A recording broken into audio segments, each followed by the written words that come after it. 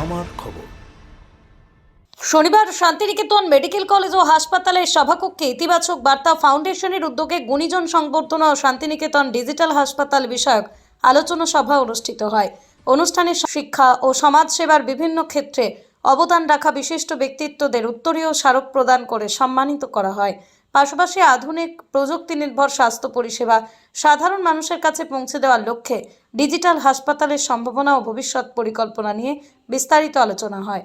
উপস্থিত বক্তারা শিক্ষা, সংস্কৃতি, মানব সেবা ও স্বাস্থ্য সচেতনতার প্রসারে সম্মিলিত উদ্যোগের উপর জোর দেন। প্রথম যে কাজটি আমি এখানে এসে শুরু করি সেটি হচ্ছে পজিটিভ বার্তা বলে একটি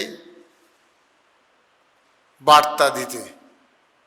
প্রথম দিকে নিজেদের মধ্যে অ্যাওয়ারনেস করা, পরবর্তীকালে সোশ্যাল মিডিয়ায় অ্যাওয়ারনেস করা, এরপরে টিভি চ্যানেল করে সেখানে অ্যাওয়ারনেস করা।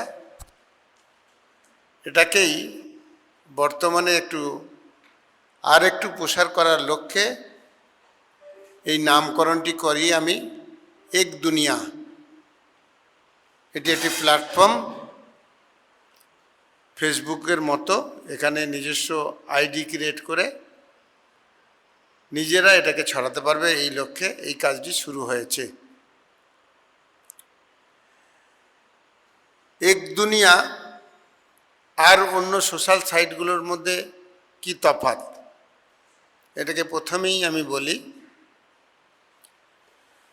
অন্য যে প্ল্যাটফর্মগুলি আছে, ফেসবুক বা আদার্স প্ল্যাটফর্মগুলি, বিনোদন, নিজের স্বাধীন মত প্রকাশ এবং বিনোদনের আজকে মেন অঙ্গ হচ্ছে ক্রিটিসাইজ বা সমালোচনা। এটাই মানুষকে এখন মানসিক খোরাক এবং সেটাই প্রচার প্রসারটা জোর চলছে। এই প্ল্যাটফর্মটা একদম ভিন্ন ধর্মীয় প্ল্যাটফর্ম। এই প্ল্যাটফর্মটা তৈরি করাই হয়েছে শিশুকে মানুষ করার জন্য।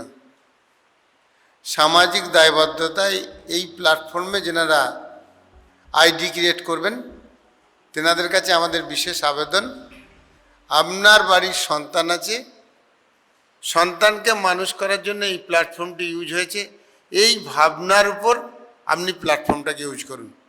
ভারতবর্ষের সাংস্কৃতিক অসতোমা সদ্গময় তমসোমা জ্যোতির্গময় হে গৌরীনাথ, হে জগদম্বে, আমার কাপুরুষত্ব, আমার অহংকার, আমার দুর্বলতা দূর করো, আমাকে মানুষ করো, আমাকে মানুষ হতে দাও। বৈদিক যুগের এই ভাবনা পুঁথিতে লিপিবদ্ধ থাকলেও এই জায়গায় সীমাবদ্ধ রয়েছে কি না, কিংবা একটা পুজো করতে যাওয়ার সময় একটা মন্ত্রের মধ্যে দিয়ে এইগুলো সীমাবদ্ধের মধ্যে রইল কি?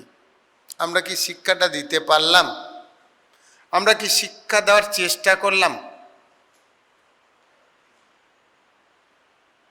আমরা এসি করেছি ছেলেকে মানুষ করার জন্যে, হেলথ বা শরীরচর্চার জন্যও আমরা হয়তো জিম করেছি বা সুইমিং পুল করেছি, সব করেছি। মানসিকতা তৈরি করার জন্য আমরা কি ভেবেছি?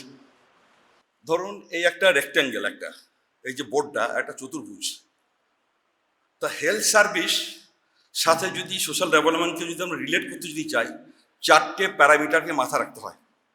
Health service is a socio cultural process, health service is a technology, health service is a administrative process, health service is a political process, আর ফোর্থ হচ্ছে health service is a technological process.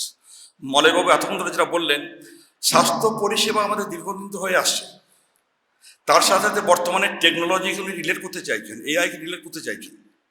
তাহলে 4টে যে প্যারামিটারের কথা যেটা বললাম, আবার আমি রিপিট করছি, health service is a socio cultural process, মানে একটা স্বাস্থ্য পরিষেবা দিতে গেলে পরে মানুষের জীবনযাত্রা সেটা কিন্তু মাথা রাখতে হয় যারা স্বাস্থ্য পরিষেবা যারা দিচ্ছেন। কারণটা হেলথ কালচার, হেলথ প্র্যাকটিস আর হেলথ বিহেভিয়ার, এই কনসেপ্টগুলো যদি আমাদের না থাকে, স্বাস্থ্য পরিষেবা কিন্তু দেওয়া তো সহজ না। সেই জন্য যে কোনো ধরনের সমস্যার সমাধানে আপনার শহর বোলপুর শান্তিনিকেতনে চলে এসেছেন জ্যোতিষী পণ্ডিত দীপরাজজি। 25শে মে থেকে 31শে মে প্রতিদিন সকাল 8টা থেকে সন্ধ্যে 7টা পর্যন্ত বসছেন বোলপুর মিশন কম্পাউন্ডে হোটেল বলাকা ইন্টারন্যাশনালের 201 নম্বর রুমে। বিস্তারিত জানতে যোগাযোগ করুন 9284385907 এই নম্বরে। দেখতে চোখ রাখুন আমাদের ফেসবুক ও ইউটিউব চ্যানেলে।